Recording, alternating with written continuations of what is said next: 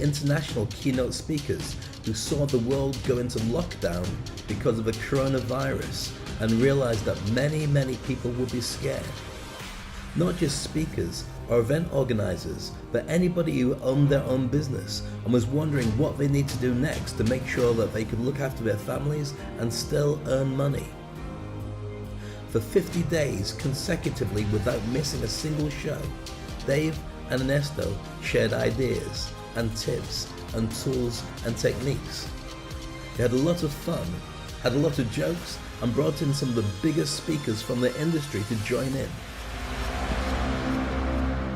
Hey Dave, hey Ernesto. Hello Dave and Ernesto. This is Michael Dieterich coming to you live from the Netherlands. This is Ethna, trainer in Dubai. Thanks for inviting me back. You can see my reflection. Hi Dave, hi Ernesto. John Briggs here with another brief bulletin for you. Hope you guys are staying well. And congratulations on 50 amazing episodes. They're sharing great content from thought leaders, speakers, and authors around the globe. I appreciate the opportunity to be able to deliver this message to you today. This is exactly the kind of content people really need. And thank you both so much for the daily dose of positivity that you are sharing with the world. Congratulations for organizing this Celebration 50.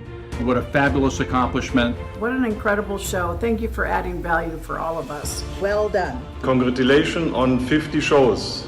That's impressive. Congratulations. You guys are doing fantastic work. And you do it in such a humorous way. Make sure you keep doing what you're doing. It's very important. Congratulations to your 50th episode. Kudos on the show. So proud of you. I've been a fan for a long time. Congratulations on the success of your show.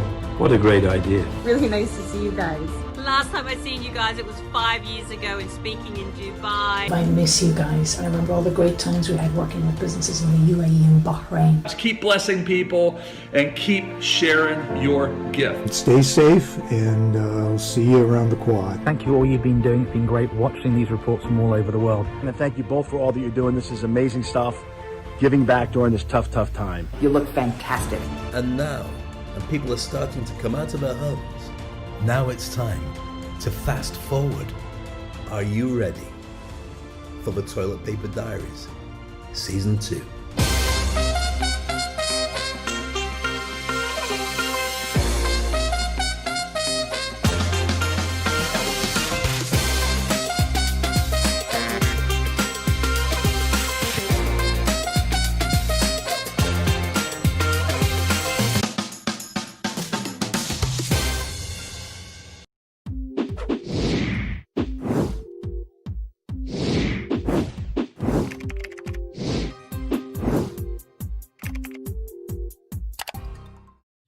Good morning, how are you? It's nice to see you. I'm wearing a rugby shirt. Look at this. It's not a rugby shirt because if I wore this as a rugby shirt and played rugby, 3 things would happen. First thing, I'd probably catch something from somebody. Breakfast with somebody. Second thing is people turn around and say, why are you trying to run, Dave? You're too fat. And the third thing is it would rip because it's not a proper rugby shirt. It's a rugby event shirt. See, and it's got Dubai Rugby there, Dubai Rugby Sevens, an event I was looking after for about 20 years, doing all the entertainment, and Emirates Airlines, the sponsor there. Right, today's show's all about podcasting. I showed you that video at the very beginning because that's Toilet Paper Diaries, a show about myself and Ernesto Verdugo do every single week. When we first went into lockdown, we started doing it every single day, for about 50 days, on the trot, and that was the advert for having done 50 days. And then what we decided to do was just say, I've had enough, and stop. We stopped.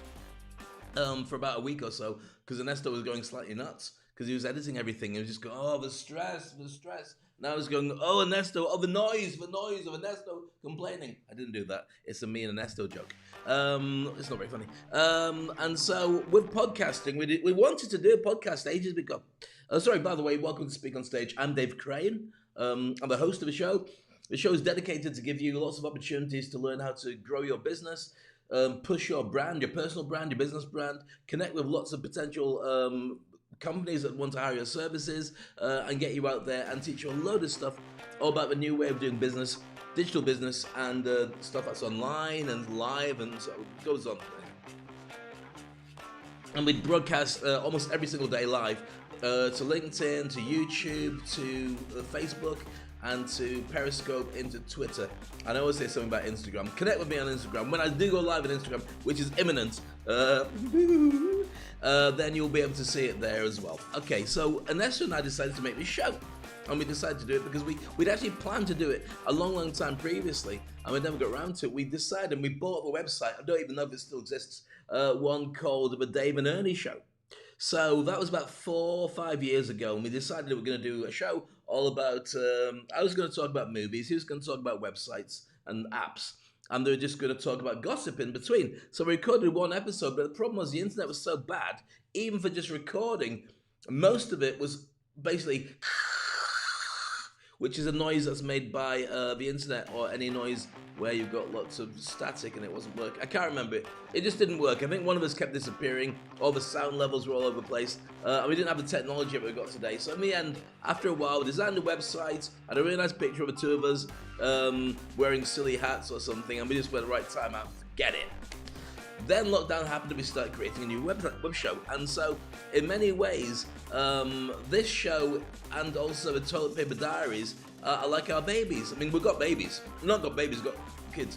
Not together. We're friends. We've got separate wives. That could get myself into trouble. We're just good friends. I like him like a brother. But there's no love. There's nothing more special.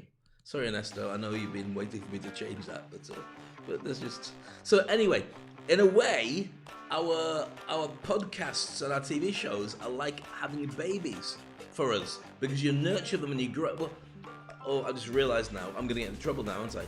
Because you're going to turn around and say, especially if you're female, but probably especially if you're female, and say, Dave, you have no idea what you're talking about. You say it's like having a baby.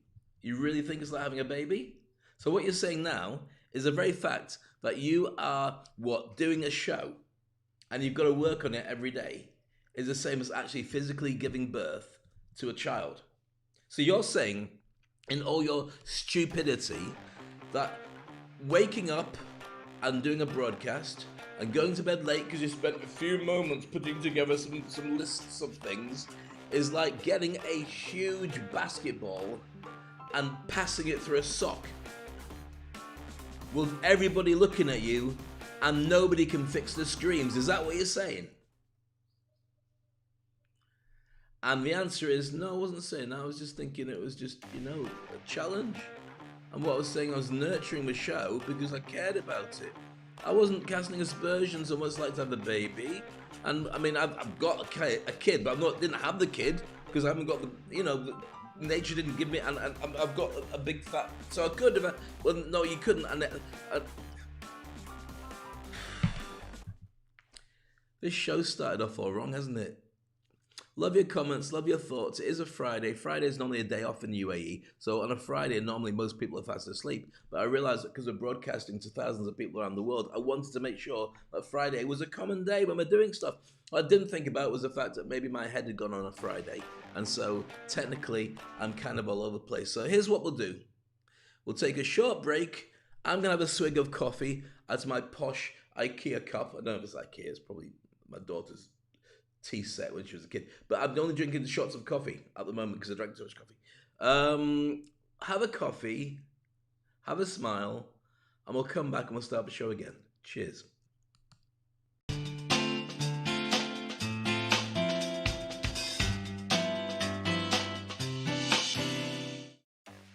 Right, back again. Hi, I'm Dave Crane. Welcome to Speak on Stage. Today we're dedicated to how to do this. Let me just see if I can find the trailer of what I'm looking for in the first place, which is here. This is what it's about, how to get your podcast sponsored.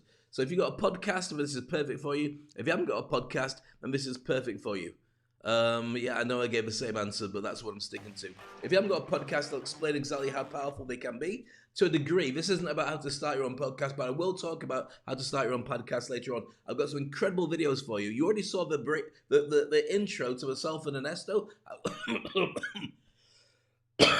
Excuse me, it's a Friday. I don't know why it's all coffee and horrible today. I don't know why I'm messing up the show today. Because you're not very good, Dave. Shut up!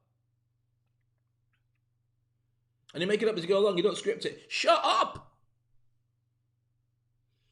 And you're trying to punch above your weight and you just can't do it and everyone's seeing you and laughing at you now. Don't you hate it when you've got to argue with the voices in your head? And you're trying to hide it from the camera and from all the people watching your show, and sometimes they just come out, stop laughing at me.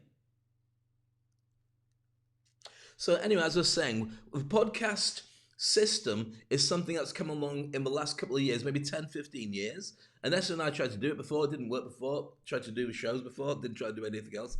Stop it! What's wrong with you? And so as a result of that, when we went into lockdown, we started creating a show, and it became a video cast, and it also became a podcast. So if you go to toiletpaperdiaries.com, we called it the Toilet Paper Diaries because at the time, long time ago, the news was full of people fighting over toilet paper because they're going into lockdown and they're going to go and sit down, and they thought they might not have anything to wipe down, and then they'd have to have the flush down, so it became a showdown. Hey, that was right in the money, but I probably said it too fast and too excitedly and had no clue what I just said. It was good. So podcasts have kind of filled the gap between people wanting to have a chat and share that with people and radio being rubbish. And radio has been rubbish for a very long time. I used to work in radio. I actually started off working for the BBC. I did hospital radio, I did everything like that. I shared some stories about, I could share so many radio stories with you. Ho, ho, ho. And if I shared those stories with you, I would get sued to death. And then I wouldn't be able to do this show. So all I'm going to do is give you a nod and a wink. And that is $10 million worth of lawsuit, people. Yeah, I might share some bits later on, but not right now. So I'm going to share you some videos on today's show all about how to monetize it. Now, I will do a separate show about how to do sales. I will do a separate show about how to market and cold call and how to get people to ally with your brand. This is really a starter, you know, like a little baby. Don't go near the baby analogy again, Dave. Okay, I won't. It's a starter for anybody who wants to start. If you've got a podcast, I want to start a podcast, and you're thinking, how should I start by getting finances from it? Because I'm not making any money, and my ego is great, but I don't get that many people paying attention to it. I don't really know what I should be doing because I don't know what I should be doing at all. We'll share that with you. So we've got a video from Gary Vaynerchuk talking about the importance of starting one. Gary Vaynerchuk is the go-to video person, by the way, deliberately, because he wants to show up in places like my show and your show and everyone else's show. When we're looking for an answer to a question, that's part of his marketing strategy. It's brilliant. He does it because he wants to be, he knows that the next stage of search on Google is voice search, where you ask a question and he wants his answer or the answer to be a video that he's already put the keywords in that has him at the top of the food chain. See? Really smart. That's why he keeps coming up on the show. Because otherwise I look at people I can put onto the show and either their answers are too long or they don't go there properly or it's blah, blah, blah. But Gary Vee always makes short, concise sentences and videos. And he's a bit of a sweary Mary. He's a little bit of a potty mouth, but I think it's worthwhile. So as long as you don't mind going la la la la la la la la la la la la, the nice man's not going to come and get me, la la la la la. It's worth watching because he is a genius and he shares some fantastic stuff. Okay, so the first video is going to be about Gary Vee. Second video is going to be how to get sponsors by using Google alone and how to search and look for. It's quite a good video. There's a lot of value in it because if you start going down this route looking for sponsors for yourself, for your podcast, or for anything, it's quite a tight way of being able to start the ball rolling, but connections and referrals are always best. Somebody who knows somebody who knows somebody who can refer to you their contact and introduce you is always miles better. In fact, to be honest with you, to get a sale in 3 seconds is a referral. Somebody turns around and says, right, this person's brilliant, who's not you didn't do the introduction, and so when you turn up for a meeting, and they basically just look at you and go, okay, doesn't look like a serial killer, not carrying like cats' heads in a bag, probably a decent person, yes, you're hired. And it literally is, because somebody's done all the hard selling. All you have to do is just not knock anything over and not just headbutt the person when you meet them. Hi, how are you? Bang! You want a piece of me? You want a piece of me? You want to sponsor me? Sorry, you're on the floor? Oh, you said yes. Let me help you up. That started a bit wrong. You don't do that. You just basically turn up clean, no blood, nothing. And it should be fine. So we're going to talk about how to get sponsors. And the third video is how to become like the biggest podcaster in the world at the moment, which is Joe Rogan. Joe Rogan is a genius. He's super funny. He's a stand-up comedian. He's been involved in TV shows and comedy shows for the last, goodness, I should show a picture of Joe Rogan, shouldn't I? Let me see if I can get Joe Rogan. Hold on with me.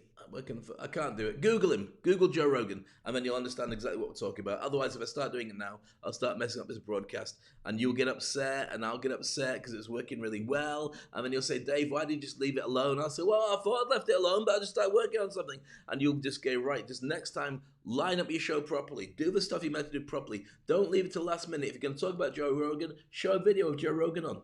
Joe's on the video. Then you'll know who I'm talking about. I knew. I did it last night. 12:30 I got to bed last night putting the show together. And you're going, well, Dave, you should have gone to bed at 1 o'clock. You could have had a proper picture. Well, or maybe I should have gone to bed at 12. And then you'd have nothing. You'd be sat here looking through LinkedIn. Just going, ooh, video. Cat stuck up a tree. Video. Oh, somebody's having a hug. And you're looking at a phone, looking at their nose. Video. That's what you'd be doing. You would be. Or you'd be reading about somebody who's a life coach. So, that's why we haven't got a picture of Joe Rogan, but we will be sharing with you later on. Then we're going to look at what to do to get sponsors excited at working with you. And then I'm going to give you the anatomy of starting a podcast and getting sponsors and how you build it up so everything comes together. Is that of use to you today? Now, the reason I'm doing this is because my friend Peter Selleck turned around yesterday and said, right, Dave, can you talk about sponsorship on your show? And I thought, okay, there's a challenge. It was on yesterday's show. If you have a look through the questions. Yesterday's show was really funny, by the way, if you didn't watch it. It was 35 business tips for 2021. Things that you can start as a new business and a great side hustle. And if you haven't watched it, then you're missing out on a massive opportunity. And the day before that was all about how to get on with your family during a lockdown, which I know is a challenge for everybody, including... So with that being said, welcome to the show. I love your thoughts. I love your comments. It's an honor having you with me. And now during reaching out, we're going to have a look at those videos I mentioned earlier. And we're going to start off with Gary V, who I love to death. And I've met him and he's a really cool guy. But he does F and Jeff quite a lot. It's Speak on Stage.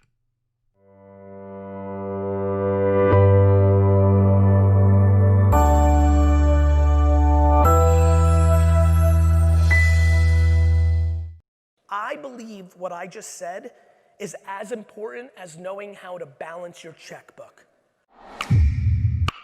I think one of the biggest things that's running through my mind is how do I convince this room that yesterday, not tomorrow, they need to either start a video show or a podcast that they can then record, and then after it's done for an hour, do what I do, which is post-produce it and chop it up into little pieces, which then gets them into a place of being able to make 17 or 20 pieces of content out of a 1 hour day. Now, what do you make your podcast? As you guys can imagine, no normal human being thinks mortgage life is rad. We can agree with that. It's not the littiest thing in society. But what I do believe is the following. I do believe that every one of you has the ability to start a podcast that is a small business or community show based on where you live. The St. Louis Business Podcast is a real podcast that anybody here could start. And let me break this down to you why I want to encourage so many of you to start a podcast. I call it the high school party rule. I want to take you back to high school. Now think about sophomore, junior, senior year, and think very carefully about that one kid who wasn't the most popular kid in school, but had the great fortune that his parents weren't around on weekends. That kid, as a mid-level popular kid, had the great idea of being the person that threw the party so the popular kids could come and hook up and drink. That kid's popularity exploded over the next year or two. The person that hosts the party has the leverage. If you start the St. Louis Business Podcast show, and then you spend 5 hours DMing, emailing, and reaching out to all the other business owners in St. Louis and inviting them to be on your podcast, named the St. Louis Business Podcast, you, by just taking the initiative, have flipped the leverage, and now will have much bigger business owners than you interested in being on your podcast. Through that, You will build general awareness in your region, and you will build reputation as a top of the funnel lead gen to what you actually do. The show is about the entrepreneurial or local dynamics. The awareness you get from it will allow them to figure out what you do for a living, which will lead to biz dev. I believe what I just said is as important as knowing how to balance your checkbook. I believe that in 2020, the ability to be a media company or a content creator for your business is as required as paying your taxes and knowing how to manage your cash flow. I also know that the far majority of this room and this world does not agree with me yet. And that's fine, because that's a story of my life.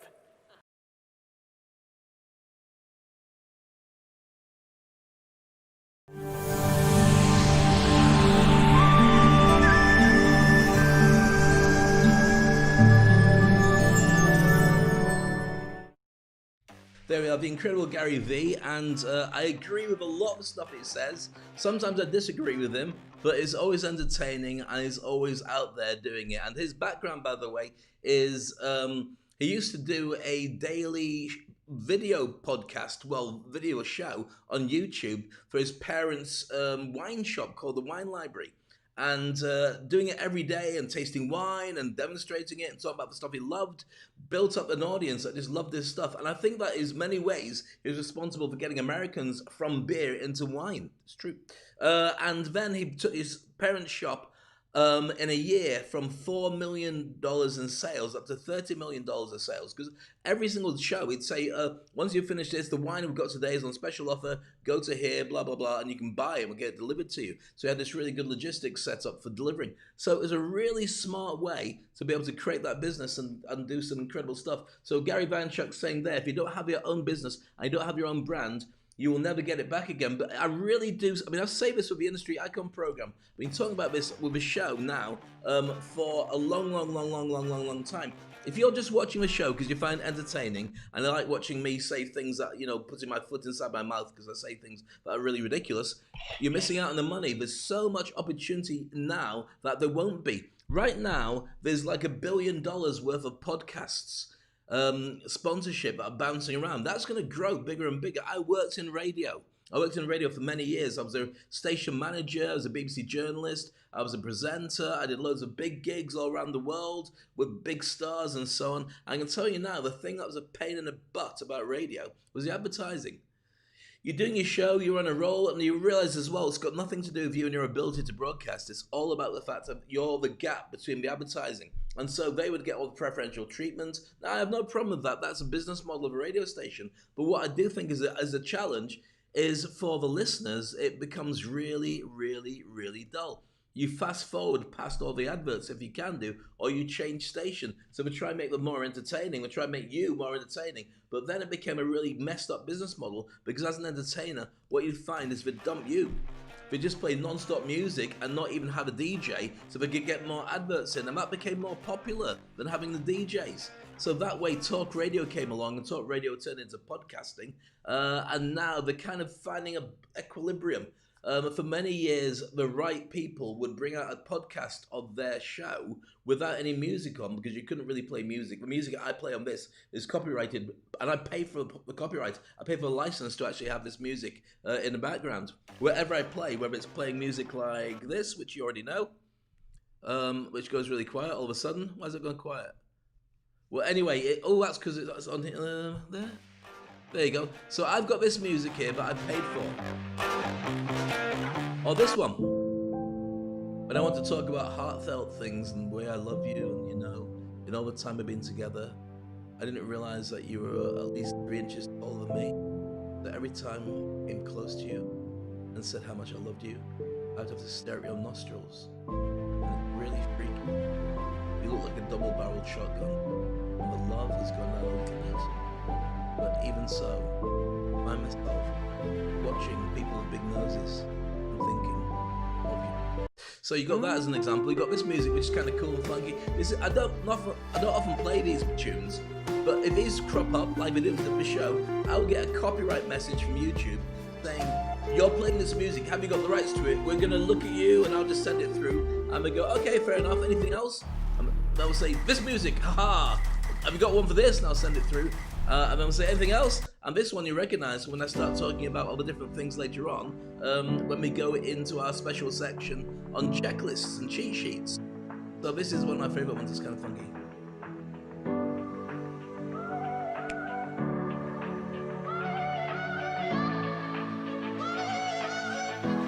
Bring your pants.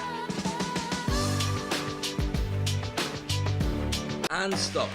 And stop. Right, so there we go. That's basically the way the music works. And so it doesn't work generally with a podcast because you're only allowed to play about 30 seconds before you get into trouble. You got to talk over it, otherwise you get exploited. You got to pay lots of rights for stuff. And that's becoming more and more tight. So the algorithms on Facebook and Instagram and not so much on LinkedIn, on YouTube, if you show anybody's footage, you get jumped on. And sometimes if you're playing footage of some of the big guys like Tony Robbins, you can get done. Really done. You can they won't sue you, but they'll just ban you from doing the rest of your show, which I've found, to my knowledge. So everything I put on the show, I've got to be very careful and ask for permission or just check to see that I don't need to get permission to be able to do it. So that's a quick insight into how it all works. With the podcasting world growing out of radio, and in many ways people prefer it because you can go. You don't have to be driven by market forces. You can do a podcasting show all about stop. Music's too loud now. Yeah, whatever. Just stop there. Thank you. You can do a podcasting show about anything. If you like playing tiddlywinks, not that anybody would play that because you've got video games, and it's worth a lot more money. The gaming industry is worth more than the movie industry, the sports industry, the music industry, and the probably fashion industry all together. The gaming industry has got 2.8 billion people playing it. Not just kids, but mainly kids. I mean, to me, everyone's a kid. You can see grey hair. So the podcast industry is growing at a rate because you can go down into any particular area. If you're a fan of a computer game, you can do a podcast all about that. You'll gravitate towards more people wanting to look after it, and the most amazing things happen. So, for instance, they're playing the game and listening to your podcast, or they're going for a walk and listening to your podcast, or probably not sitting in the car, because if they sit in the car, they'll be sitting in the baby seat because they're not old enough to drive a car. But I might be wrong. Sorry, don't mean disrespect to anybody who's playing Fortnite. Gotcha, yes, but Fortnite. So basically, there's an opportunity for everyone to start creating a thing for their industry. And you have to do it now, otherwise you miss your opportunity. That's what the Industry Icon is about, how to put the whole thing together, podcast, TV, social media, your personal branding, your mindset, and how to put a roadmap to get you to the top of the food chain. That's what I do. So next up, we're going to have a look at how to get sponsors. Interesting video about how to use Google to get your sponsors. And we'll be looking at some other ways, means, and ways of getting you to the finishing line with hopefully a big wad of cash and connections. Sponsors are usually cash sponsors, but sometimes it can be sponsors in barter. So they'll give you access to an audience or a mailing list, or they'll give you goods instead of actually the cash, or they'll sponsor the show to give it more publicity. And you mention them. Is there some kind of give, win-win situation in sponsorship? But cash is best because then you can just go on holiday. But you can't go on holiday because you're in lockdown. So you can go on holiday in your mind and ordering pizza and live in a back garden until it rains. And then you can drink pizza soup. All right, then. Sponsors on SpeakOnstage. So let's start right now. Hey friends, it's Matt from GetSponsorships.co, and I got a little hack for you to find leads so you can sell sponsorships, okay? So the hack is a Google hack. So all you need is Google and an internet connection. So let's go to Google. We're here now, and we're going to look for a lead. And I really like LaCroix seltzer water, and so I want them as a sponsor for my thing that I'm making up right now. But for this demonstration, let's use LaCroix because they're the best. So we're going to type in LaCroix into Google, and the object right now is to find out what their domain is. So the first result that comes up, lacroixwater.com. So what I'm going to do is just copy just lacroixwater.com. That's all we want.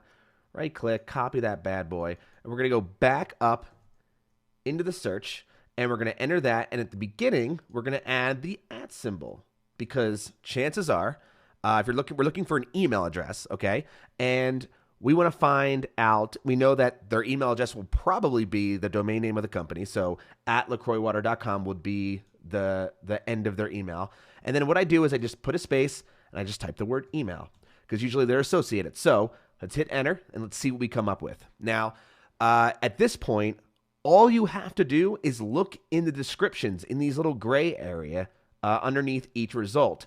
And it may take a page or two to look through, but it's super simple and you can just copy and paste and you have yourself a lead. So let's go and find an email address for somebody at lacroixwater.com. So we're looking through. I don't see any. Got a legal department, Everfresh. I don't think so. Let's try page 2. Going to page 2, scanning all of these gray descriptions. Oh, look. We got a person. So let's just, this is a PDF actually. So let's right click this and see what this looks like. And this is a person's name at lacroixbeverages.com, which is probably the correct one or the internal URL. And this is what looks like a press release.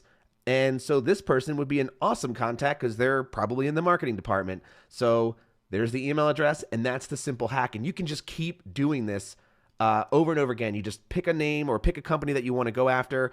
And first you want to find out what their domain is.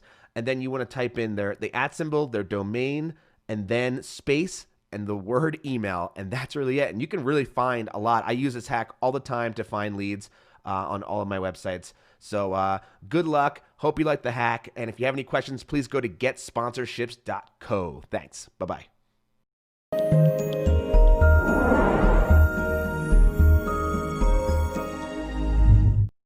So there we go, that's an insight into how to do it. One way of how to do it. To be honest with you, I would not go down that particular route. I would do the searching to be able to do it and get the access to the people that you know, but I think you're looking for the decision maker. You're not looking for anybody whose name shows up. And that is generally around the press that's online around the company. So you're looking for the CEO, pretty much a CEO, the owner or the founder. And I know you're going to say, but Dave, they're going to be too busy. They'll never get a chance to say anything. Yeah, but here's the thing. If you can get access to them, they'll say yes or no very quickly. They'll either say, great idea. They'll make a phone call and they'll bring in the decision maker who looks after the stuff for you. And they'll say, right, I like this idea. Can you make it happen? If you don't do it, then you go on the way up. And at every level, you're talking to somebody who may or may not champion your cause, may or may not be in favor with the big boss, and may or may not have the time to push your stuff. So you got ceilings on every thing until finally you reach the boss. Maybe the boss is traveling, in which case you've got a real challenge to pin them down, and you probably are not inviting them to the meeting where they're going to sell your stuff. We've got an idea for a sponsor. For sponsorship of this guy. He's got this podcast. It's kind of funny. It's kind of cool. Are you interested in it? No, I'm not interested in sponsoring podcasts at all. My son listens to podcasts and they're really annoying. Okay, just checking. Done. And that's it. You couldn't get to him because he wasn't interested in stuff. But if you go for him directly, or her, I don't mean disrespect, go for her directly, and you can get an audience with her. I know she's traveling, or she was traveling. I know she's busy. It might take you a month. It might take you a couple of months to get access to the right person. And then you sit in with that person. You say, look, this is what I do. I think it's going to be great for you. If you look at the statistics, the show's being followed by that many people. We talk about these subjects. And I believe with your money, we can grow it and be a much bigger entity. And you can have potential leads coming from all the people that are watching the show, or at least they'll buy your products more. They'll either say yes or no very quickly. As I say, they'll call the person in who you would have been chasing earlier and say, great idea, make it happen. But then all you have to do is make it happen. Usually the finances are agreed because the boss said so. There might be a bit of give and take, but the thing's going to happen. So that's why I would say that approach is great, but I would go top down rather than all the way up and end up spending a lot of time chasing a lot of people and kissing a lot of frogs that don't turn into princes or princesses or frogs. Don't kiss frogs, probably not very good for you. Next up, next video is all about how to podcast like Joe Rogan. There's a picture of Joe Rogan in the video. He's the #1 podcaster in the planet at the moment. Really funny guy, really smart. He's the guy that turned around after that kind of horrible debate between Biden and Trump, presidential debate, and said, you know what, let's get you on my show. I'll do it properly. 2 hours, uninterrupted, nobody but me and the two of you, and we'll make it a great debate. And he would have made it brilliant. I have no doubts about it. The guy's a genius, really, really smart thinker, really funny guy. And I'd urge you, if you want to see how a podcast is done properly, then go and see his video podcast or get the downloads. I used to try, because I live in Dubai, in the UAE, as you can see in the back. Yeah. And I used to live in Sharjah, which is an emirate outside of Dubai, with Dubai, Sharjah, Abu Dhabi, the seven. And I used to commute. And the commute with traffic used to be brutal. So I'd sit there for 2 hours every day on the way in, and 2 hours every day on the way out. I know if you're living in London or you're living anywhere where there's commuting going on, you're saying, yeah, that's standard. You sit in a train for that long, Dave. That's life. Yeah, well, if you're in your car and it's moving slowly and people can walk past it, then that's a challenge.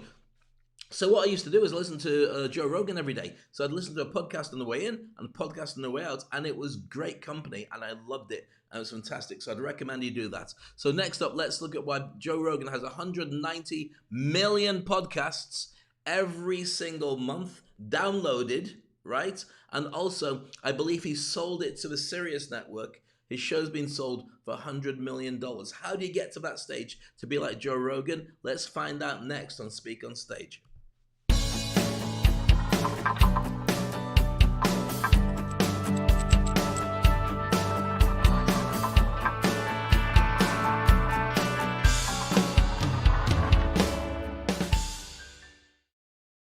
Hey, how can I have a podcast just like Joe Rogan's?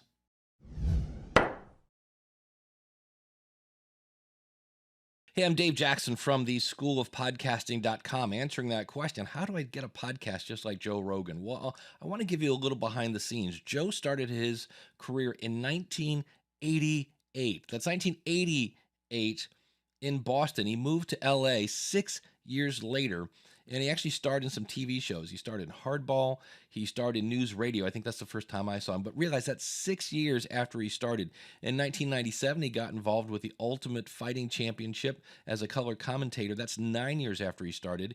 In 2000, so that is 12 years after he started his comedy career, he released his first comedy special. 12 years. In 2001, he started hosting Fear Factor. Actually put his comedy on hold for that because he was on NBC. That's pretty cool. Now, in 2003, he took over for Adam Carolla and Jimmy Kimmel. He was one of the co-hosts of The Man Show on Comedy Central. He did that for 2 years. Also in 2003, he was involved with Last Comic Standing, another mainstream TV show, as a talent scout. Now, in 2006, Fear Factor went away and he went back to comedy. And 3 years later, in 2009, so he started in 1988, 2009, he launches his podcast. And according to Wikipedia, take that for what it's worth, he's getting, in 2015, 16 million downloads a month. And you're like, wow, I want to do that. And one of the things I want to point out about Joe is watch him do an interview. He is completely focused on his guest, absolutely just locked in. And you think, wow, 16 million downloads, that would be awesome. Realize the good people, the really talented people, make it look so easy. I'm a guitar player, and I saw a video once of Stevie Ray Vaughan, and he unstraps his guitar, whips it behind his back, and then straps it back on and keeps on playing. And I'm here to tell you, I've tried that over and over and over. I can never make it look as easy as Stevie does. And Joe does this as well. The super talented people, whoever she or he is, they make it look easy. So here's the thing I need to let you know. I just gave you Joe's resume, and here's the thing. You can't get to Joe's status unless you start back. Again, think 1988. Well, just realize if you start today, then years from now, people may be looking and listening to your podcast going, they just make it seem so easy because you've done the work. And the best time to start that work is right now, and start building your resume, start building your influence, start building your community, start building your tribe, if we're going to use those buzzwords, and get your podcast going. And I would love to help you with that. That's how you make a podcast like Joe Rogan, and he just makes it look so easy.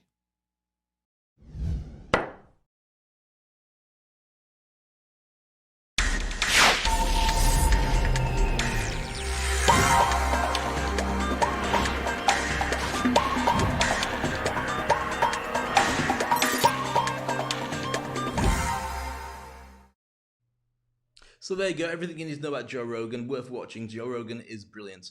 at his stuff. And you see him on the MMA stuff as well on the circuit. He's a guy that makes all the commentating. But he's also a jiu-jitsu artist and martial artist too. So he's not somebody that you mess about with. And that whole thing has come to his mystique. But he's very good at what he does too. Great company. And he talks about his family with love and with care. His dogs. He lives in a kind of farm. And he smokes a lot of... but fascinating and really a great listen. That's why people fall in love with him. His views, political views, may be slightly different to mine, but it doesn't stop me enjoying 99% of his broadcasts. Every now and again, his thoughts on Black Lives Matters jarred with me. He's got 190 million downloads and I haven't, so there you go. One of the reasons I'm talking about sponsorship as well is because when I talk about this in depth, I will be looking for sponsorship of this show at some point. I'm already talking to potential sponsors, so you may see things alter in the next couple of episodes. Not altering dramatically, because it's key to me that the show stays in the format that's working. But I'll explain more about that as we look into this. 7 ideas for getting event sponsors. Now, this isn't necessarily podcast sponsors, but a lot of the same things you need for getting a sponsor for your event are the same as doing your podcast, especially if you're going to do it on LinkedIn. I don't do it this way, but it's a technique that I might use in the future. And I start adding extra bits that I've got planned up in the next couple of episodes for the show to actually just call it an event on LinkedIn. So you can send it out to people. People can sign up and come along. And then when you broadcast, then they'll all be there waiting to find out about it. Because I now cover a lot of subjects. And for instance, there's a ton of people who want to know about this show on podcasting but didn't know I was going to go live. The reason I don't do it at this point is because I can't be bothered. And also because it's a lot of extra work.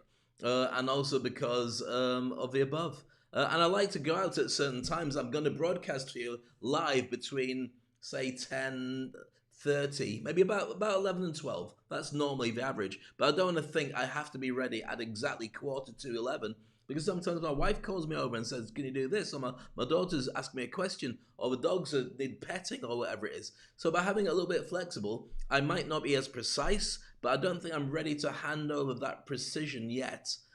Because I think it's very important, even especially when I get sponsors, that I've still got this leverage of the fact I enjoy my podcast. I enjoy doing this show. If I feel that I'm going to work, then I've turned it into a job. And I don't want it to be a job. I want it to be something that I love, that I'm very good at, but feels like it can be monetized. Yes? Because I do monetize it because I create relationships with people who watch the show and then want to connect with me and have me train them. So that kind of works. But if it's too regimented, yes, it would be more easy to switch on at a certain time. But if you're connected to me on all platforms, LinkedIn, Facebook, and YouTube, and Twitter and Periscope, if you're following me, and make sure you do that on all these different platforms, then when I go live, it sends an alert out to you anyway, so you don't miss it. But to do it properly, you call it an event. All right, so let's go and look at the event industry and how to acquire sponsors. 7 great ideas. First one is this: sell next year, this year. Now, this is especially true for the industries right now because the sponsors have money to burn. If they don't burn it on events and stuff, they don't get the money back from procurement or the accounts department, who are just saying, well, in that case, you didn't use it probably for the marketing. So they have to put it into somewhere. They can't put it into events because the events generally aren't happening. So you can get in there. But the idea is to get in there first, because if you leave it to last minute, you won't get any sponsors. They've already signed off on all the marketing budget and it's going out already. So you got to make sure that you get there first. So whatever you're thinking of doing next year, talk to people now about next year, and you never know, maybe when you put a starting date, it could be starting tomorrow. Yeah? Okay, cool. And also, when you do that, don't think about the fact that do think about the fact that if you look desperate, they'll just drive you to the wall, drive your price down. They'll really take the mickey out of your relationship if you look desperate. If you look like it's casual and you say it's for next year, then you've got a bit of the upper hand in the relationship. Plus also the fact that this is true. In a year's time, you know that you can look for other sponsors between now and then if these guys don't buy in. So the power's still with you. I know it's a money market, buyer's market, but just saying. Right, number 2, listen to the feedback that people are saying to you. So whatever they say is the working for the event, what they like about it, then make sure that is aware. Also, do surveys. Do a survey at the beginning of your show, during your show, and at the end of your show, generally to let people have some evidence that you can show to potential sponsors. This is what people like about it. This is the stuff that works really well. Get all the data, get all the analytics, everything that people need to know to be able to buy in. Because what they're going to look at is your show, not because they like you. They don't care about you. If you like you, that's a plus, but that's not why they're going to sponsor you. They're going to sponsor you because you fill a gap and a need in them to reach a certain audience.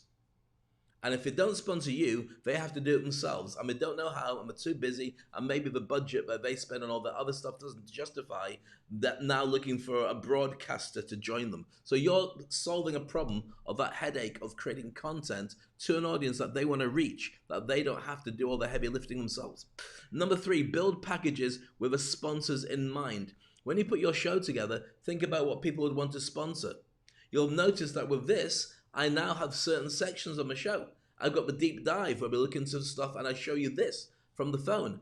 I've got the cheat sheets coming up later on when we actually have the list of everything that you need to know about starting your podcast. I start off with the reaching out section where I start showing videos from YouTube and from wherever so you can get an idea about what the landscape is before we start. Each area is specifically put together, and this is taken from TV, it's taken from radio, it's taken from newspapers, magazines. They all break it down into little chunks that can be done. So build your show. If it's a ramble for an hour, then build a ramble with at least some kind of goalposts in mind, because they are things that somebody might want to sponsor. If you've got a phone-in bit, then maybe somebody like your phone provider, or even crazily Apple or Huawei might want to sponsor it. I doubt they would, but maybe your local phone shop might. Or your phone service provider. Think about that. Or maybe somebody who delivers food to people but wants to be on people's minds when they think about going on their phone and downloading the app on their phone right now. There's lots of ways to spin it, but you've got to find a tentative reason for these people at least to want to be involved to work with you. Number 4, follow up. Really makes sense. Sales is not about just sending it and going, oh, okay. You got to keep on to people. You got to hustle, as Gary Vee says. And now I'm saying, keep following up with everybody. Send stuff through. Check. Be honest. Be realistic with them. And then follow up. If they say no, then that's fine. You can move on to somebody else. But keep them in the loop. Because you'd be surprised how many people need a little bit more incubation time. And then they come back to you later saying, you know what? I wasn't ready then, but we had a conversation in a meeting the other day in the boardroom, and we decided we need to be attached to some left field advertising, not billboards, not radio, not TV, something that we can kind of own. And I thought about what you were after last year. Can we have a chat about it? It's amazing. You can reach people. So always keep on the loop and get them on your mailing list or whatever it takes. Even better, get them to follow your content, your podcast. That's the easiest way to reach them. Okay, number 5, sincere communication. Be honest with them. Tell them what the deal is. They can see the stats. If you go with them and you say this is going to be amazing, it's going to be fantastic, and you tell them a load of lies, they'll find out pretty quickly that it wasn't true, and they'll feel you've cheated with them. Your reputation, if you deal with anybody through them, will be bad. And also, they won't come back to you. But if you tell them exactly what the deal is from the very beginning and say you're growing this together, then they've got an interest because they feel that it's their baby. Not their baby, but it's up to them to help to contribute to market and get you out bigger and better. Number 6, consider sponsor-only benefits. What can they have that is unique to them that wouldn't go out to your listeners, your viewers, or your normal stuff? Excuse me, I'm just going to clean my glasses because as I'm talking to you, I can't see anything because I'm like a mole with a hole and a pair of glasses. Oh, there you are. Hello. So, as I was saying, consider, if you've ever been to an event, you normally see there's a VIP area where they get given smoked salmon and champagne and so on. That's the sponsors. And the reason that they're there is because they can bring their special clients and say, look, we've got a concert that we've sponsored. Our branding's everywhere. We are kings and queens of the world and have another truffle. That's why they do it. So in radio, what could you do that would work for that? Could be advertising. It could be having as a special guest. It could be having their guests as your guests. Could be a number of different things. It could be away from your podcast. You do a separate thing for them. Maybe you just do a few interviews with the CEO of a company that they can use for their own social media. Maybe you write articles. There could be a ton of different things that you create as content that is stuff that they would want that really entices them to put money into you. Does that make sense? Yes, Dave. Thank you. Why are you touching your face? Need a shave. Good answer. Okay, next up is this. Number 7, it's all about the relationship you create. If you've got a relationship with them, then your ups and downs, which is natural for any business and broadcasting, they will stick with you. Why? Because you've been honest, you've been open, and they really do feel that you are part of them. Set yourself a target that's realistic for your relationship together. Maybe make it a month, 1 month, 3 months, 6 months, a year, and say we'll stick together for that journey, contract it all up. We'll be talking about that with more depth when we go into the cheat sheets, but meanwhile, that's a little insight into the 7 things you need to consider when you're looking for event sponsors. And right now, because there are very few events going on around the world, radio and, well, podcasting is a really good substitute. And when you take your podcast live on the road, then you can do some incredible things as well. There's a guy called Kevin Smith. I'm a huge fan of Kevin Smith, by the way. And Kevin Smith is a podcaster with a Smodcast. He's also a filmmaker. And he created a brilliant radio station based on his various shows. But not a radio station, a podcast station. And also, he would go live and sell tickets at comedy clubs and universities, where he and Jason Mewes would go on stage, or he and the Smodcast friend, that for ages, I don't remember what his name is. Anyway, brilliant guy as well. He's a TV director. They would just go there and they'd sit and talk and record and have audience participation, and they'd have a video of it and an audio, and it would just be a live episode of a podcast. But it drew this incredible cult following. And then he was able to do the same for other people, like B-list or C-list actors and porn stars, people who would kind of be recognizable, but you'd always had the sound down, apparently. So it's interesting to see how he did that. And then what he did was he turned it around to create his movie career, which is already there. He made some incredible movies. You might have seen him in Jay and Silent Bob movies and Mallrats and all that other stuff. Really cool, but culty, studenty type movies. Very funny. He now has a business model where he could make the movie cover what the sponsorship and the shareholders need, and not even bother spending money on the normal marketing to put billboards and trailers everywhere. He could then take it on a tour of his podcast circuit with some of the original actors and have a packed place where he'd show the movie, then they'd meet the actors, he'd do a Q&A, and people would pay top dollar for it. And why did that work? Well, because they would all end up buying the movie anyway, or they'd build it into the ticket that you get a copy of a movie. People would hear about it, so it would have a reasonable release anyway. It was never a huge movie, but it was always a good, well-respected movie amongst his audience, and that ecosystem worked really well, with sponsors built in as well. So you don't necessarily have to think about what other people are doing. There are lots of different ways to be able to get this to work for you, and we'll be talking about some more next with the cheat sheets. I hope this is useful for you, by the way. Let me know with the comments. We're going out live to LinkedIn, to Facebook, to YouTube, to Periscope, and into Twitter. And if you've got any questions or any ideas that you want me to cover on future shows, then please feel free to connect with me and ask me. Next up, we'll be looking at the cheat sheets on Speak on Stage.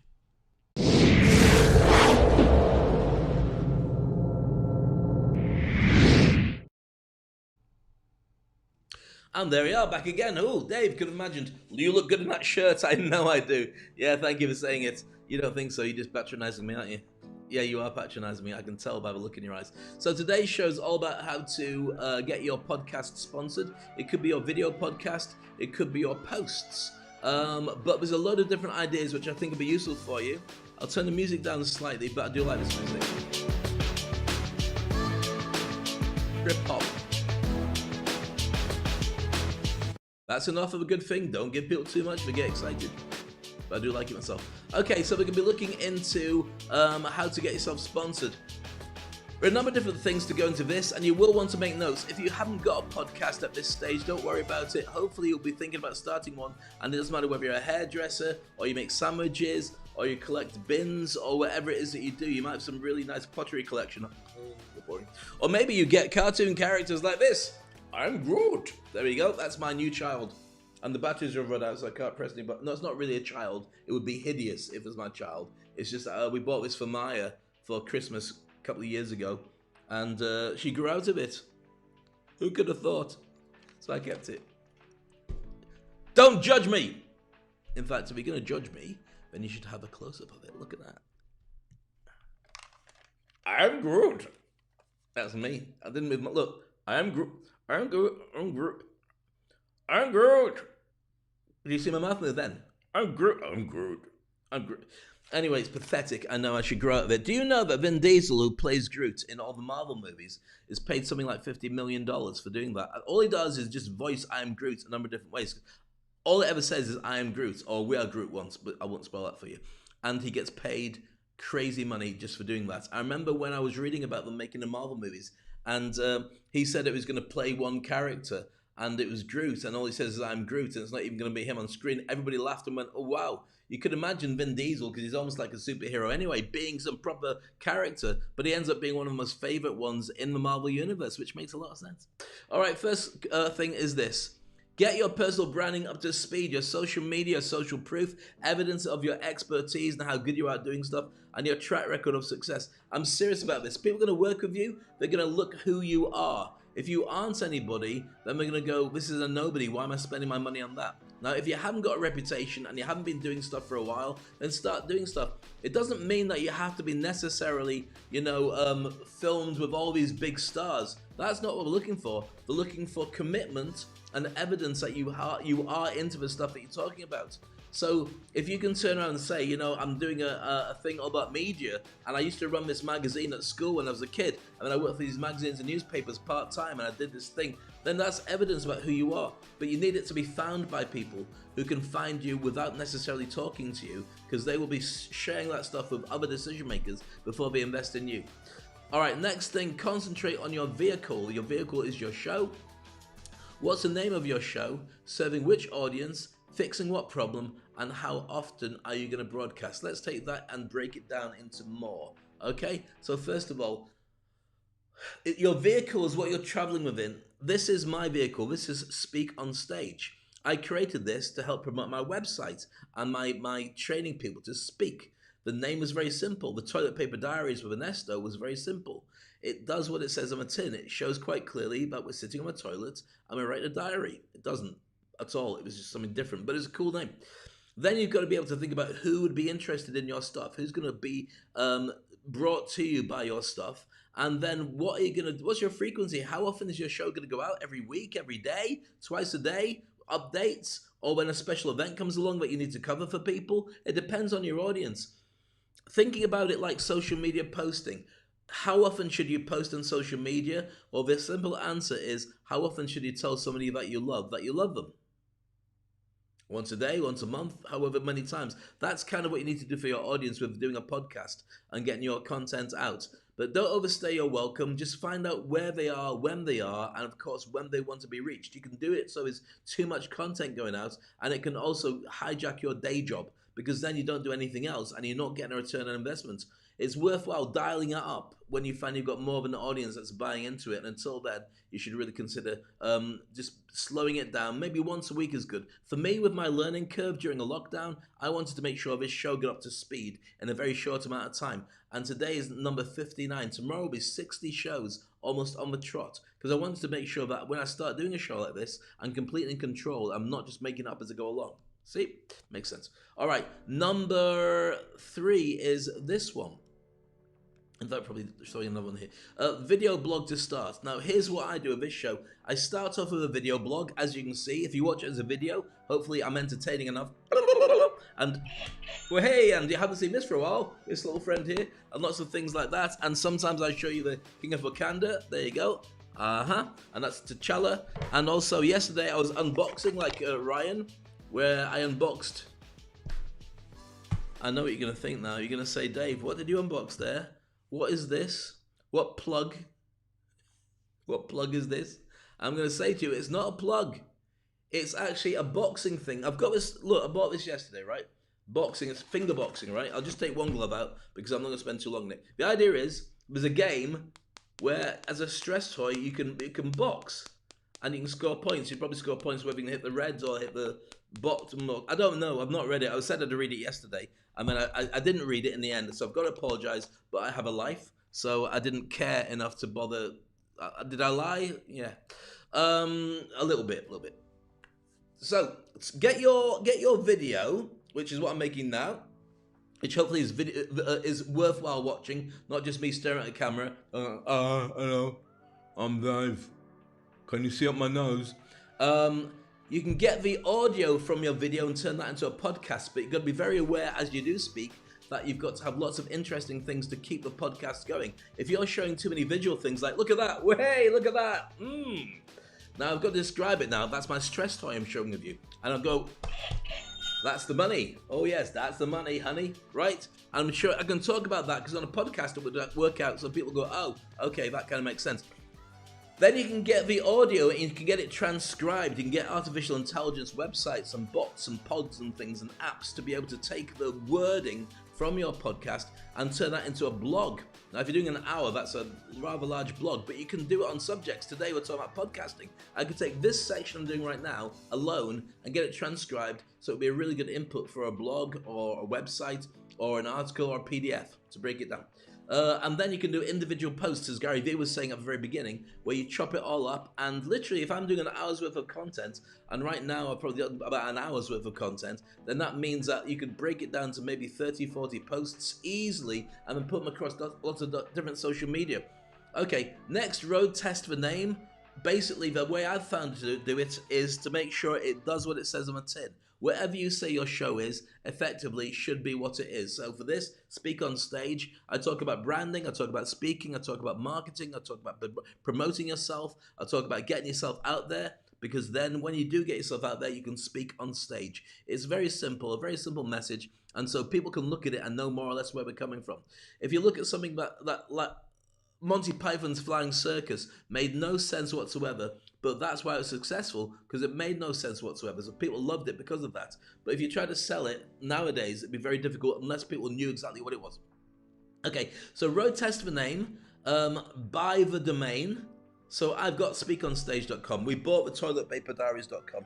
If you have a look at the ToiletPaperDiaries.com, you can see what we've put onto the website so people can arrive there, see myself, see Ernesto, and they also get access to all the podcasts that they can see and view and listen to that we did before. And then build a landing site with an opt-in box and a gift. Why a gift? Well, when people arrive there, you want to get them to join your mailing list so you can access them and chat to them and send them exclusive deals and stuff. And the only way you can do that is to give them something for free. And so with this, when people go to Speak on Stage, there's loads of stuff they can get for free, training courses and so on. So make sure you go along there and register too, and then you can find out exactly what I'm talking about. So it's an ecosystem, it's a business built around your podcast. And I know this is a lot to take in. That's why I've written it all down so you can make a note of it. You can do a screenshot at the end of this and look and work your way through it. And this is gold. This is gold. You won't get this anywhere else apart from the other billion podcasters who are probably saying the same thing. Okay, set up and register on all the places, all the social media where you need to go. So for instance, Speak on Stage. And this is something, I've got to be honest, this is something that's really labor intensive, but once you've done it, it's taken care of. Toilet Paper Diaries is on all the podcast sites. So that means that wherever you go, when you start posting on a regular basis, on a daily, a monthly, a weekly basis, then you just basically send it through software and it goes to everywhere, it gets distributed. And they need to have it like that. All the places where you need to be found, and also on YouTube. YouTube is a priority. I've mentioned this many times before, that YouTube is not just like, it's not just a social media site. In fact, in many ways, it's not a social media site.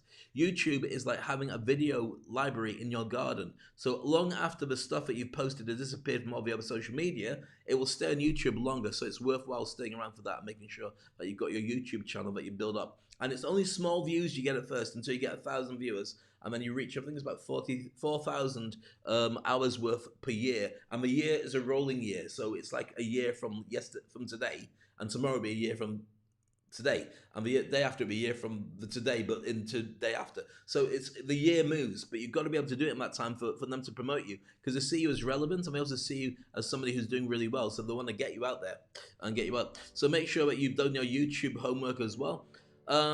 Start making episodes across social media platforms and distributing them on all the video sites and podcast sites, and there's loads and loads of them. Just Google sign up. There is software that can send with a push of a button out to everywhere at the same time. Number 7, concentrate on quality and owning your space. This space of this show that I do here with Speak on Stage was actually meant to be 10 minutes long. It's meant to be 10 minutes long for you to have a cup of coffee. And here's a cup of coffee in a very girly cup. Sorry, I don't mean offensive to say girly. It's got flowers on it and it's girly. I like girls. And sometimes I wish I was one. Shouldn't have shared that. Too much information. But the point is that you want to own the space, and I push every day to get better quality. I spend a lot of quality time just harvesting the very best videos, very best images to really help you see what this show is all about. I think you probably noticed that already. Okay, spread the word gently until you have a quality product. If I'd started off with my first episode saying, Dave's here, everybody, come on, come by the show, watch the show, I'm fab, I'm wonderful, everybody come watch it, then some people would have gone, yeah, that's okay, but then I'd do something really stupid and something that wasn't very professional, or I'd say a bad word, or I'd get frozen, or something that now, since then, I've ironed it out. And I don't want that to be the way that people view the show. I want people to say every show is fantastic, every show is good. So I only started off gently mentioning about my show. I haven't even put any advertising towards it yet, apart from just word of mouth. And so we get about 1,000 people every day, word of mouth, just paying attention because they like the show and they tell their friends. That's a good start. Imagine what's going to happen when we start boosting it properly. Okay, then we start looking at this. Number 8 is it's a button that won't get pressed properly. Come on. Oh, it's there. Sorry about that. Get guests from the niche and the industry that you're talking into. I'm going to have guests. I'll be having guests on the show soon, and they will be from the various industries that I relate to. There'll be industry icon people, so really high level, or there'll be really massive experts on subjects like tech, or personality building, or mindset. I've got a load of them already in the bag for future episodes. Cross-pollinate streams. This is interesting. Let me just start with music so this makes sense, and I'll be able to share with you exactly what this means. Cross-pollinating the streams means that if you have somebody who's got a podcast, and they've got an audience, and you've got an audience, and the two of you haven't really connected properly, apart from just in a friendship, you can go on their show, so they are now exposed to your audience. That's great for them. And you can go on their show, so you're exposed to their audience. That's good for you. But sometimes that can seem a little bit clunky, because it doesn't necessarily mean that the other person's audience has to pay attention to you or find you. The way to drive this even better is to record a show, make it a little bit longer than normal, and cut it in half. So you want to hear the second half of this podcast, go to their site, and you'll hear that. So you do the lead-in, they do the outro, and it means that your audience wants to then start paying attention to both of you. It's really interesting, especially if you're offering a prize in the show, then or a couple of prizes in the show, then you get more buy-in for that entire duration of the thing. Does that make sense, yes, Dave? Good. Okay. Number 9, keep the stats and data of successes, failures, and methodology. If you're going to go to a sponsor, they are going to turn around and say, why should we sponsor your show when we already have other shows to sponsor, or we have billboards or Google ads we could be doing. You need to be able to turn around and say, right, what I do is for an hour. Those ads are ephemeral. They only last for like 20 seconds or so, so therefore this is blah blah blah blah blah blah blah. Don't go blah blah blah. If you go blah blah blah, you get none of that, and we'll think there's something wrong with you. Blah blah blah blah blah blah blah. Can you get out of the office, please? Blah blah blah blah blah blah. Are you underwater? Are you drowning in normal air? Blah blah blah blah blah. Security. That's me getting some money out to pay for security. That's a bit loud. Okay, so next up with number 10, make an actionable sponsors opportunity sheet. So break down your show and let the sponsors know what each element of your show is about and what it's worth. Do it so it's like you'd have clickbait on social media. When you make something that people are going to click because they're going to love it, make your show sponsor bait. Make it so they'll turn around and go, oh, that's a great opportunity. And break it down with all your statistics of all the segments so they can find it very easy to be associated with it. Okay, now what can you use sponsors for? This is kind of important, so I'm going to spend some time on this. You can use sponsors for, if you look at this shirt, Emirates have sponsored it, right? And IRB have sponsored it. This is the Emirates Airlines Dubai Rugby Sevens event. You can get sponsors for the show, for the title. So you can have Speak on Stage brought to you by Apple or Google or whatever it would be. You can have segments that are brought to you by. You can have segments that are specifically for those different sorts of people. So, for instance, you might be doing a podcast all about healthy eating. And so then you've got a section on healthy eating for golfers. So if you're going out and you're doing exercise and we recommend golf, golf's really good to you, brought to you by the Trump Golf Club down the road. So there you go, Trump International Golf Club or Biden International Golf Club, or there are other golf clubs you could be using. SpeakOnstage.com. Doesn't matter. But the point is you've generated something that kind of fits in with your show, but also keeps the sponsor happy because they will own that space until they stop paying you, and then you can give it to somebody else because you created a monster. Merchandise, advertising. Merchandise is t-shirts. You might go onto your show and have a t-shirt that's got the name of a sponsor on it. You might not want to do that and brand yourself so much, so you wear a big hat with it and the big pointy thing on top. No, you might not do it. Or you might have behind you, or you might have, like I get sometimes, a logo that pops up. If I show you the logo here, there you go. Speak on stage. See that there in the corner above me? Yeah. Well, you might have that, which is a logo of your potential sponsor all over the place. So you got your sections. You might do live events for them aside from everything, and you might record. And if I go like that, you can see seasons. So you might get the seasons sponsored. So if season 1 is brought to you by this, blah blah blah. Season 2. Think about the TV business model and the radio business model, and you'll see how to do this properly. Or the ones that are done with magazines and newspapers, if we use them ever. Okay, because that's number 12.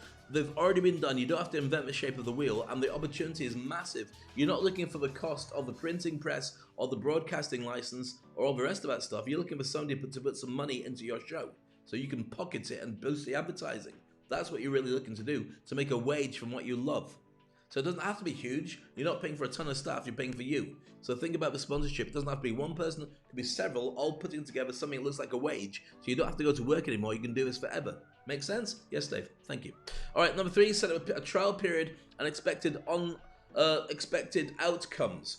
So you're going to work with somebody for maybe a 3-month thing. We'll do a 3-month trial of shows. We'll do a weekly show for 3 months. That's roughly about 12, 13 episodes. After 13 episodes, we'll see how well we get on. Help me with the marketing, and I'll make sure that I give you a plug and so on. I have made mistakes in the past. Do not forget to put a contract together. It's not just a gentleman's agreement.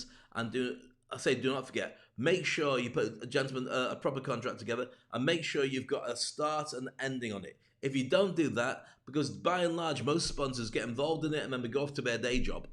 And every now and again, they check in and they say, right, I listened to your show. You didn't mention me once. I said, yeah, that was like 5 years ago. You sponsored my show. Yeah, but I thought you'd carry on doing it all this time. 5 years. You paid for a month. What do you think? Well, didn't say it in the contract, so as far as I'm concerned. And then they just start turning into some weird talking spaceman. Hopefully not that, because it's really hard to cash in their checks. But you get the general idea. Contract time, the input they have, limit it or add it, depending on whether they can give you expertise into your show. The danger is it becomes their show and they want to then put them all over it. And if you do that the wrong way, it can really affect it. You ever see Wayne's World? Wayne's World was really cool because he got his show sponsored, but then they wanted to be on the show all the time and just killed his show. So you got to be aware of that. The things that your audience loves is what things that the reason why the sponsors love you. And if you allow the creative and marketing department to hijack your show, then you'll end up losing listeners or viewers, and then nobody will want to watch it. And then these guys won't want to sponsor you, and you won't get another sponsor because your show's rubbish. So you've got to get creative control, hold on to it, and get the right balance of it. Okay, keep the quality high, and also check on the frequency of how often you're doing this show as well. All right, number 14, protect your show's integrity. That's what I mean, but be willing to tweak it for a sponsor to make sure they're happy and you're happy, but you're not going to lose the essence of why you started the show and why people do it. So then leverage, define, refine, and enjoy the ride. Wash and repeat. Every episode, do a post-mortem. If you're co-presenting with somebody, then do it with them and have a chat, what worked, what didn't work. If you got a tame friend or a member of the family who pays attention to it, or you can bribe to pay attention to it, sit down with them, say what worked, what didn't work. Go through it with the sponsors, see what they're doing and what they're getting from it. Clear communication and transparency. But remember, when you're dealing with sponsors, you have a specific job, which is to make sure that they get leads, they get branding, and they get their name out there in the best way that makes it look like they've got a tailor-made product. Your job is not to go over to them and let them run your show, because they may not have a clue what they're doing. And they might do something that works for them and doesn't work for you and doesn't work for the audience. If you end up being in a situation where you're doing stuff with so many other people, I promise you, you will end up hating it. That's why I got out of radio. Many people don't know that. I got out of radio because, first of all, I was getting too many pressures at work from management and stuff like that. The staff were unhappy in the places where I was working. It became too competitive and backstabbing. And also, the sponsors were the only things that mattered. I didn't matter. They could swap me with anybody else. So I felt no job security. I just thought, you know what? I'm going to walk away. I'm not going to do this anymore. It's like going to the doctor and saying, doctor, when I lift my arm, it hurts. And the doctor said, well, stop lifting your arm there. Much easier. So I got out of radio, and people saying to me, you're crazy, you should never get out of radio. I said, what a great job. You get famous and everybody loves you and you get free everywhere. And it came to a point where it just wasn't worth it for me anymore. Does that make sense to you? I hope it does. And so that is a danger. If you hand too much of a driving seat over to other people, then you'll forget why you did it in the first place, and you'll end up not doing it in the end. And that means that you've done a disservice to you, to the sponsors, to your audience, and you'll feel unfulfilled. Just a bit of a warning there. Hope this was useful. I'm going to stick my head to one side. You can get a screenshot of that. In fact, I'll go like that. I'll sink into my seat, and I'll stroke my Groot. Hey! Nobody's ever said that before. I'll stroke my Groot like a James Bond villain. I know what you're thinking there, and I'm not going to encourage it. I'm not going to do it. You'll end up in prison.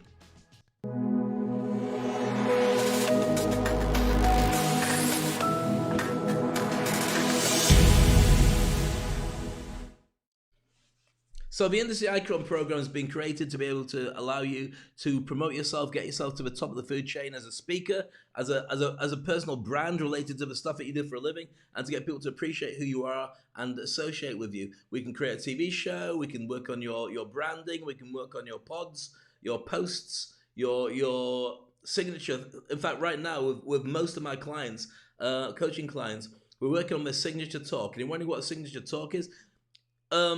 If I talked about Les Brown, who's a friend of mine, you gotta stay hungry. That's what he does. That's his signature talk. Talk about Steve Jobs, and it's stay foolish. You know, stay hungry, stay foolish. That's the thing. And when you look at that, it's a way of looking at him and saying, catchphrase. Simon Sinek, you gotta start with why. You know, all those things are related to speakers.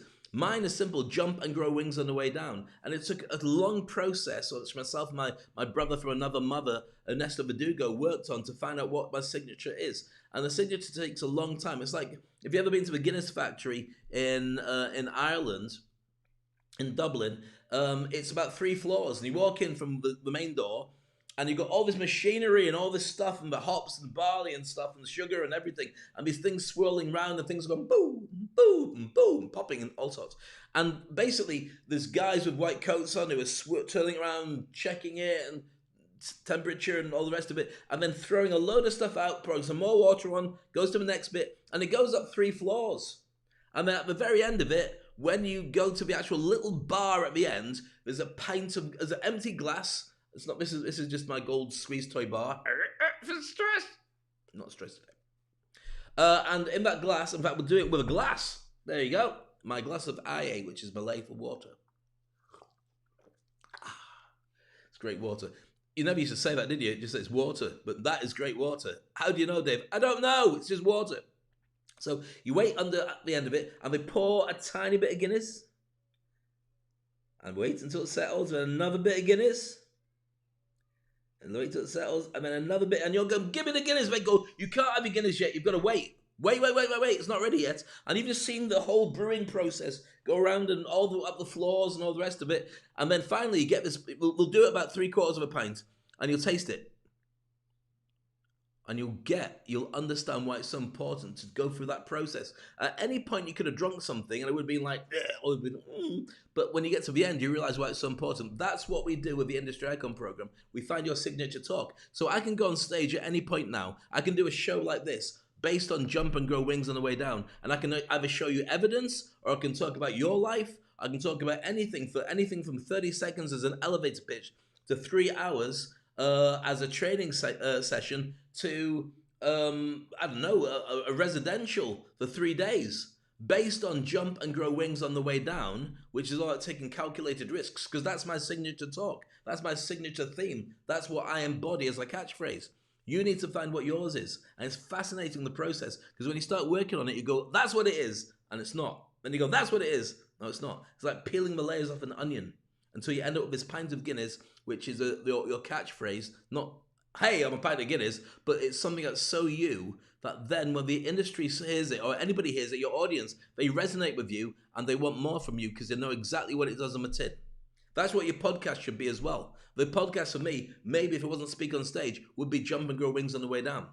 That would make perfect sense. Think about it. Jump and grow wings on the way down would be a great way of introducing new things from being a podcast to starting a family to whatever, not starting a family. Way. It's easy to start a family. Well, it's not on your own, apparently go blind. But the point is, Jump and Grow Wings makes perfect sense because that's my signature talk. Does that make sense to you? Yes? Good. Well, if you're interested in that, go to SpeakOnstage.com. SpeakOnstage.com. You've got all my modules there, which you can then start learning to speak and get trained at home in your own time. There's videos for everything. Fear of public speaking, being able to sell in a boardroom, creating content, everything, mindset, everything.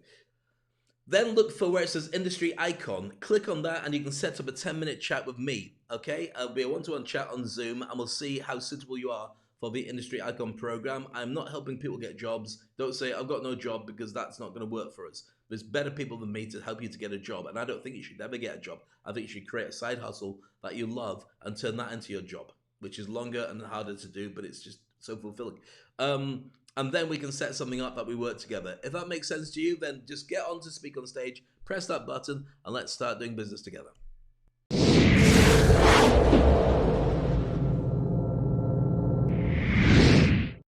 And that's it for the show. What a long show it was today. Because it seems to be getting longer. I'm sorry about that. I normally try and keep it to an hour, but I end up blabbing a bit and drinking my coffee and making noises. And I introduced Groot to you. Can't complain about that too much. Groot's always good to add to a show.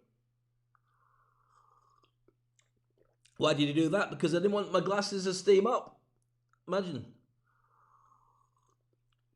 There we go. So if you want to know more about podcasting, then there's better people than me to share that with you. You want to know more about sponsorship, then that was a good insight into the kind of elements you need to consider for being able to sponsor your show. If you want to know how to sponsor events or any other thing, then there's enough in today's show. Share that with people who are podcasters. Share that with people who are starting their podcast. And if you're thinking about starting a podcast and you really want to know how to do it to fit it in with your particular brand or business, then contact me, because the Industry Icon program will show you exactly how to do that most effectively. I'm working right now with podcasters to turn it into TV shows, internationally watched TV shows. Yes, I know, because anybody can do a podcast, but there's so many people doing it. How do you separate the wood from the trees? You have to be very good at it. You have to do it particularly well, and that's what I show people how to do. So I may not be on tomorrow. I think I might take a little break to share with you. In fact, what I'll do is I'll probably show you Ernesto and I doing the Toilet Paper Diaries. That'd be brilliant. We did a show on Wednesday, and it was funny, where we covered a ton of different things about the fact it was our 75th show, and we dressed up as old people. No offense to old people, but we have grey hair, and how are you? And yeah. So watch that tomorrow, and it's a Toilet Paper Diaries, and it'll be same time, same place, here. Good to see you. Stay crazy. I'm going to leave you a video called The Question, which is all about the one thing you should be asking every single client before they do business with you. And if you're wondering what it is, I'm not going to tell you. You'll have to watch a video and find out. Meanwhile, I love your thoughts. I love your comments. It's an utter delight to have you with me every single day when I broadcast. Look after yourself. Stay safe. And remember, stay connected to Speak on Stage. Love you. Bye.